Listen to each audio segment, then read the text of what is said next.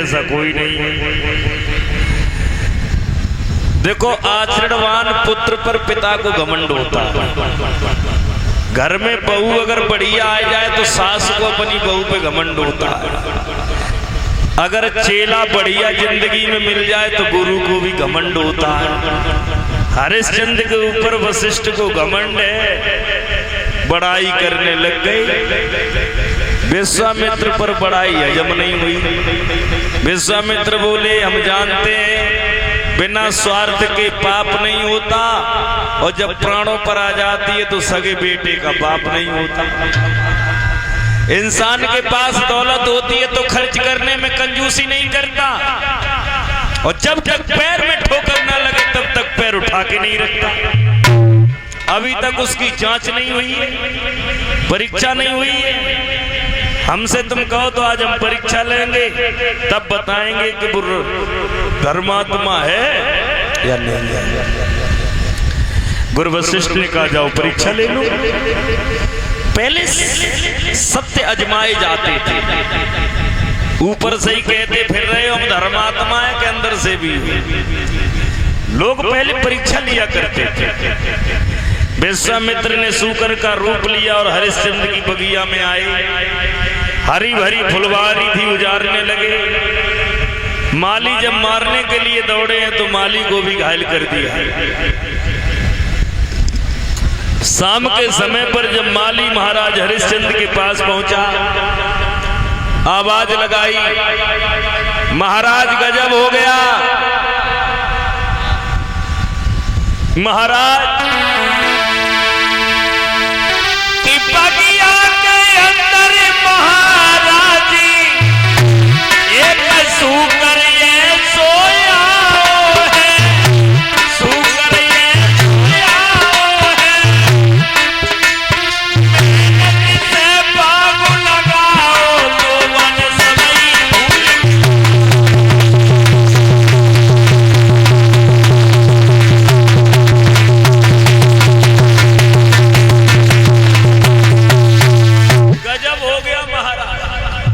जिस बाग को हमने मेहनत से सींचा था, उसी बाग को एक सुअर ने उजाड़ दिया।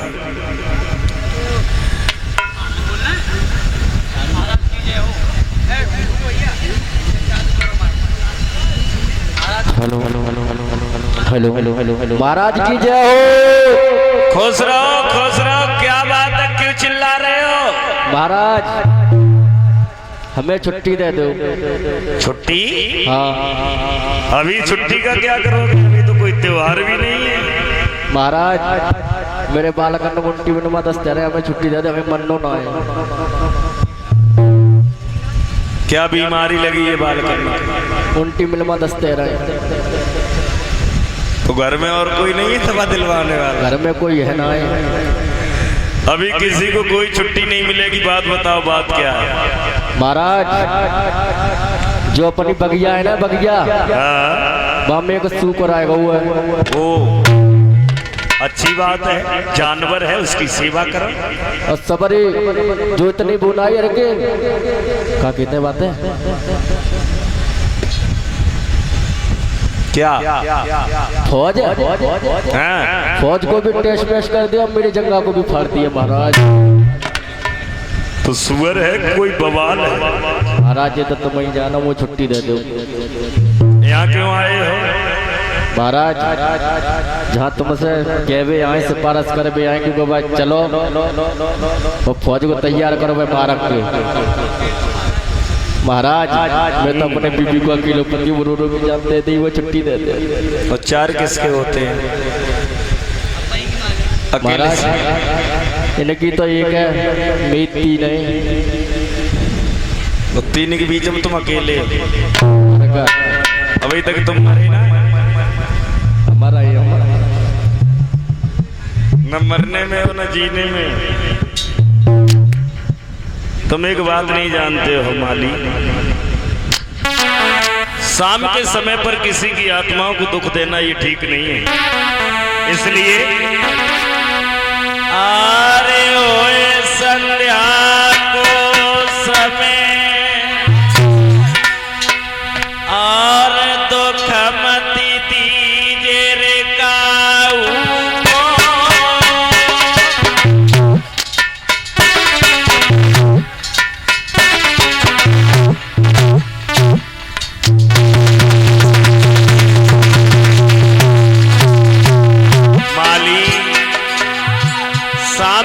समय पर किसी की आत्माओं को दुख देना ये शास्त्र के विपरीत है। हमारा शास्त्र कहता है संध्या के समय पर अगर दुश्मन भी भूल से दरवाजे पर आ जाए तो दुश्मनी को छोड़कर उसे भोजन कराना चाहिए, सुंदर बिस्तर देकर के उसे सुला लेना चाहिए, क्योंकि शाम के समय पर किसी की आत्माओं को दुख पहुंचाना ये शास्त्र से विरुद्ध है। इसलिए अरे ओए संध्या को समय तो खमते दीजे काऊ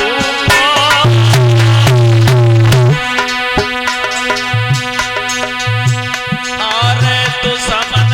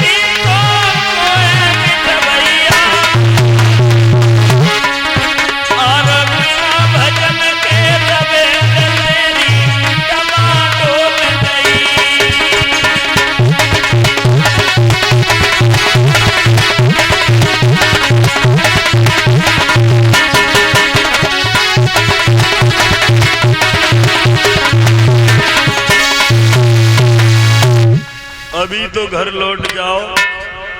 शाम के समय पर किसी की आत्माओं को दुख देना ये ठीक नहीं है। माली चला गया और जैसे ही सवेरा हुआ है तो महाराज हरिश्चंद्र ने अपने मंत्री को आवाज लगाई, मंत्री महाराज की जय हो। खुश रहो, खुश रहो। बोलो महाराज। मंत्री बोलो। तुम्हें मालूम है कि हमारे बाग में एक सुअर आ गया है? मालूम है, मालूम है, मालूम है। बहुत खतरनाक है। खतरनाक है? माली को घायल कर दिया है, पूरी फुलवारी को उजाड़ दिया। तो महाराज तो हम फौज को तैयार करते फिर। फौज तैयार करो, चारों तरफ से बाग को घेर लो और इतना ध्यान रखना कि ये सुअर जिंदा ना निकल जाए। जिंदा लग रहा तो महाराज तो फिर वो हमारे हाथों से मारा जाएगा। तो न मनो का हम न जाए रही। जिसके पास से निकलेगा उसी को मार दिया जाएगा। इसलिए मजबूती से खड़े हो जाओ, अस्त्र शस्त्र लेकर खड़े हो जाओ। ठीक है महाराज। हमें मालूम है तुम्हारे खून में गर्मी है, क्योंकि तुम छत्री और छत्री है। चारों तरफ से बाग को घेर लो। ठीक है, घेर ले।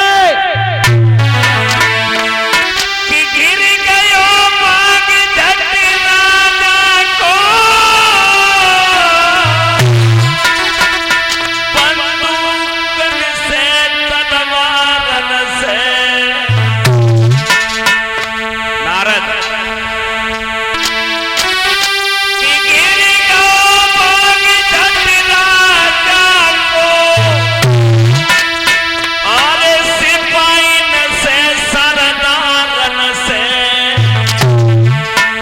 अब सुअर को आदर हो न लगो बंदूक से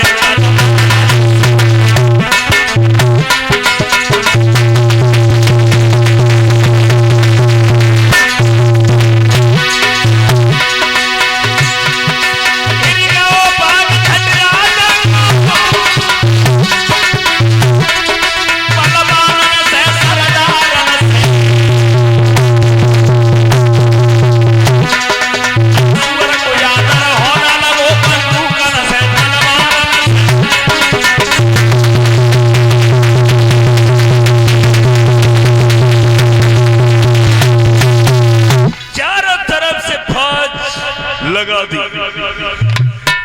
अब इधर विश्वामित्र ने सोचा कि अगर हम किसी सिपाही के पास से होकर के निकलेंगे तो बिना मतलब में मारा जाएगा। सुक्काऊ सिपाही के नजदीक से नहीं निकले। जहां हरिश्चंद्र खड़े थे, हरिश्चंद्र के सामने से छलांग लगाई और जो छलांग लगाई विश्वामित्र ऐसी छलांग लगाते कि हरिश्चंद्र के सर के ऊपर से निकल गए। हरिश्चंद्र ने तलवार से मारना भी चाहा लेकिन हाथ नहीं आए। पीछे से विश्वामित्र देख रहे हैं हरिश्चंद्र आ रहे हैं और आगे आगे हरिश्चंद्र भागते भागते भागते भागते एक झाड़ी में जाकर के बैठ गए।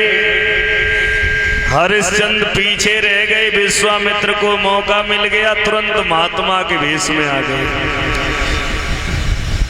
महात्मा ही को वेश क्यों लो? क्योंकि जी राजा महाराजा होते हैं ना, ये गरीबों के छलने में नहीं आते। कोई गरीब पहुंच जाए, कोई मजदूर पहुंच जाए तो बाकी मदद नहीं करते। और जी महात्मा तिलक लगाए कि पहुंच जाए तो कितो पैसा वारो महात्मा होए फिर वो खाली हाथ न आओ तो। क्योंकि साधु के भेष में, साधु के भेष में ठगई जल्दी हो जाती। और काऊ को ठगवे होए तो या तो नेता बन जा या फिर बाबा बन जा। विश्वामित्र ने तिलक लगाए और बैठ गए। पीछे से हरिश्चंद्र पहुंच गए। बाबा जी सीताराम। सीताराम बच्चे सीताराम। अरे बाबा जी कब से बैठे हो? हम तो कुल देर से बैठे हैं यहाँ। क्या कुल देर से बैठे? का बैठे? कुल देर से बैठे तो तुमने यहाँ से कोई सुअर जाता हुआ देखा है? सुअर? सुअर को क्या करो? वैसे दिखत में तो अच्छे खासे महात्मा दिखाई दे रहे हो, तुम राजा महाराजा दिखाई दे रहे हो। सुअर को क्या करो? तुम मार देंगे सुअर को। छी छी छी छी, देखते हुए तो बहुत अच्छे लग रहे हो तुम। मुझे सुअर को पता करो तुम। जीवित नहीं छोड़ेंगे, मार देंगे उसे। अच्छा, क्योंकि उसने हमारे बाग को उजाड़ा है, हरी भरी फुलवारी को उजाड़ा है। बाबा जी तुमने जाते हुए देखा है कि नहीं देखा? हमने देखा।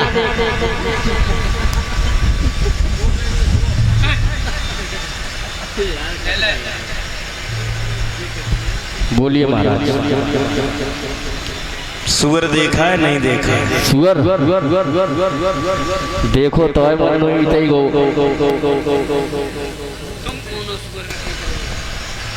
तुम कौन हो सुअर को देखने वाले? पहचाना नहीं? क्या करोगे सुअर का? सुअर का वध करेंगे। तुम कौन हो? पहचाना नहीं? नहीं, पहले अपना परिचय दीजिए। हम अयोध्या नरेश चक्रवर्ती सम्राट हरिश्चंद्र हूँ। ओ महाराज, आपका नाम तो बहुत सुना है। कभी राजा हरिश्चंद्र ज्यादा समय ज्यादा बहुत दानी फानी बोलता है। महाराज मैं भी तो आपके पास ही जा रहा था। मैं जो ये कहा हरिश्चंद्र बोले,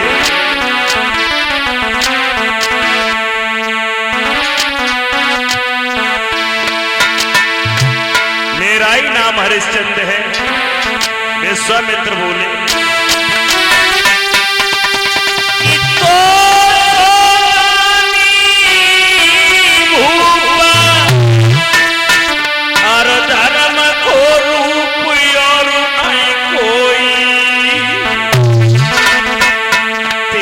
सौ सौ कोसन राजा रे के उड़ी रही है कसम।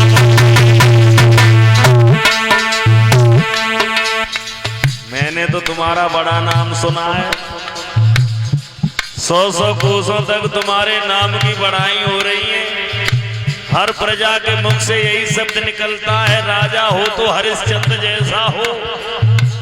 धन्य है भाग्य हमारे जो चक्रवर्ती सम्राट के दर्शन हो गए। विश्वामित्र की बात सुनी, हरिश्चंद्र बोले हम इतने बड़े दानी नहीं हैं, इतने बड़े दानी नहीं हैं। विश्वामित्र बोले बाबा 200 दानी भूप धर्म को भूप और नहीं कोई और नहीं कोई। 100 कोस न भूप युवत खसबोई, 100 कोस न भूप युवत खसबोई।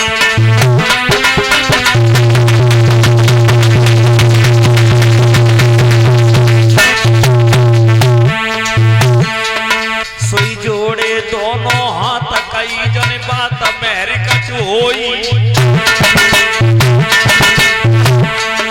तुम जो मांगो महाराज दिए क्या मसोई।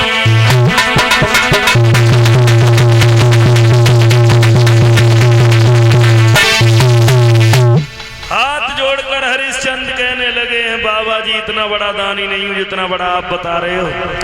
हाँ इतना जरूर है कि मेरे दरबार में कोई आता है जो भी मांगता है उसे हम खाली हाथ नहीं जाने देते। महात्मा बोले तो सुनो, हम भी आए हैं तो एक आस लेकर आए हैं। हम मांगेंगे नहीं क्योंकि मांगने से मान घट जाता। साधु भूखो भाव को धन को भूखो ना है, और जो धन को भूखो फिरे वो साधु है। मैं मांगता नहीं हूं, लेकिन एक आपसे विनती है कि ब्राह्मणी बोला कुछ अधिक नहीं, कुछ इच्छा दान चुका राज।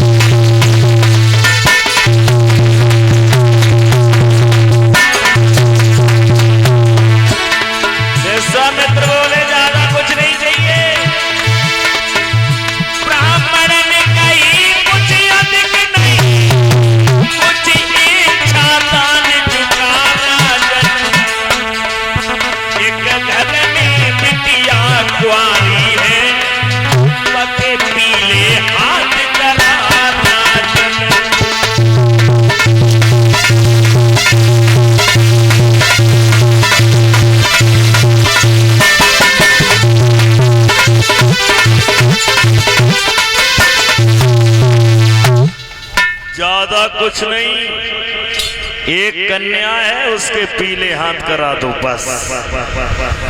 हरिश्चंद्र बोले देखो सवेरे सवेरे हम खाली हाथ निकले, इतना वक्त नहीं मिला कि जो हम कुछ उठा के जेब में डाल लेते। अभी तो कुछ है नहीं, खजाने की चाबी है, घोड़े की लगाम है, तीसरी वस्तु नहीं है। विश्वामित्र बोले तो ऐसो करो, खजाने की चाबी दे दे और घोड़ा की लगाम दे दे, बाद में अगर कुछ मन होए तो घरे चल के दे देना। अब इतना भोला भाला राजा नहीं समझ पाया कि ये महात्मा करने क्या जा रहा है। इस महात्मा ने,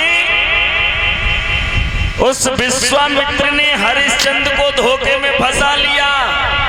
घोड़ा पर बैठे थे महाराज हरिश्चंद्र, तो घोड़ा से नीचे उतर के राजा आया।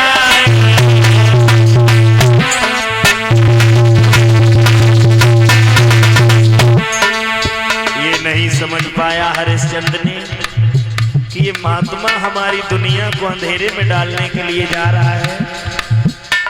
घोड़ा से नीचे उतर कर आए हैं, कुंजी लगाम उस बाबा के हाथ पर रख दी। घोड़ा से नीचे उतर के राजा आए, कुंजी लगाम को दान तुरंत पकड़ाया।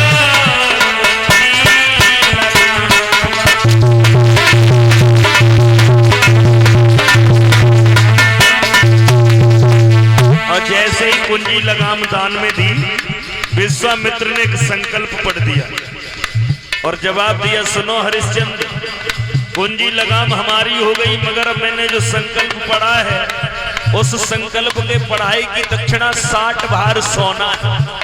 और सुनो,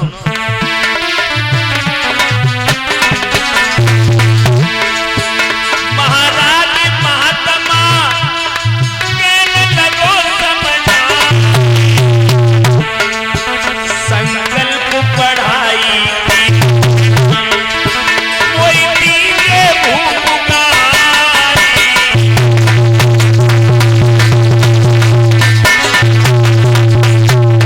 तेरी भली करे भगवान, आस पूरी करी दीनी है। तेरी भली करे भगवान, आस पूरी करी दीनी है।